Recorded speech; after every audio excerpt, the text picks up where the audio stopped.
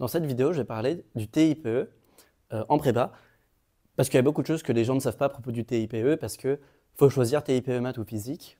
Donc, d'abord, si tu aimes les maths, il n'y a aucune raison de ne pas prendre TIPE maths. Déjà, tu vas plus aimer. Dans cette vidéo, j'ai parlé de comment préparer le TIPE en prépa, suivant plusieurs critères. Donc d'abord, si tu aimes les mathématiques, ce qu'il faut que tu prennes, c'est le TIPE maths. Si tu es vraiment beaucoup plus fort en physique, prends la physique. Le TIPE maths, son avantage, c'est que quand tu vas le travailler, tu vas travailler des choses qui vont être utiles pour ta prépa. Genre moi, quand j'ai travaillé sur mon TIPE en maths, ça m'a donné plein de notions que j'aurais pas sans le TIPE apprises. Ça m'a permis aussi de dialoguer mathématiquement avec mon prof. Et ça m'a aidé pour les oraux. Ok. Donc ça, c'est l'avantage du TIPE maths, alors que faire 150 expériences en physique, ça sert à rien, ni pour la physique, ni pour les maths. Okay. Donc déjà, essaye de prendre un TIPE maths, surtout qu'en général, quand tu maîtrises ton sujet, ils adorent, en tout cas à l'ENS et à Polytechnique.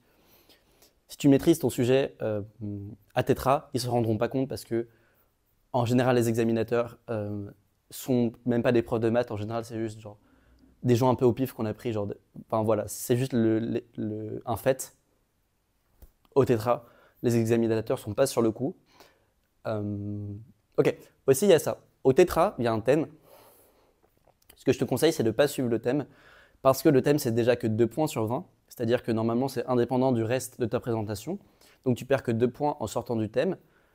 Par contre, tu gagnes l'accès à faire des vraies maths et pas faire des maths qui sont en lien avec, je sais pas, le sport. Tu vois?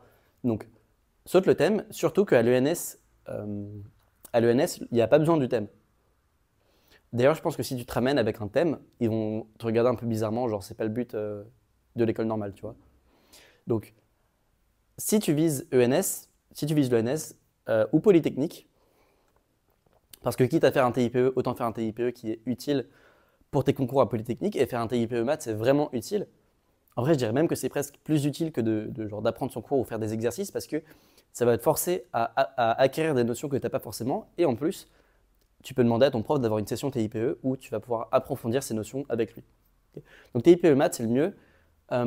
Ensuite, il y a une autre chose à savoir sur le TIPE maths, c'est qu'il faut le faire, moi je te conseille de le faire plutôt plutôt tard dans l'aspect.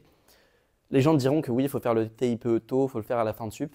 Ça ne sert à rien parce qu'en maths, tu n'as juste pas le niveau pour faire un TIPE.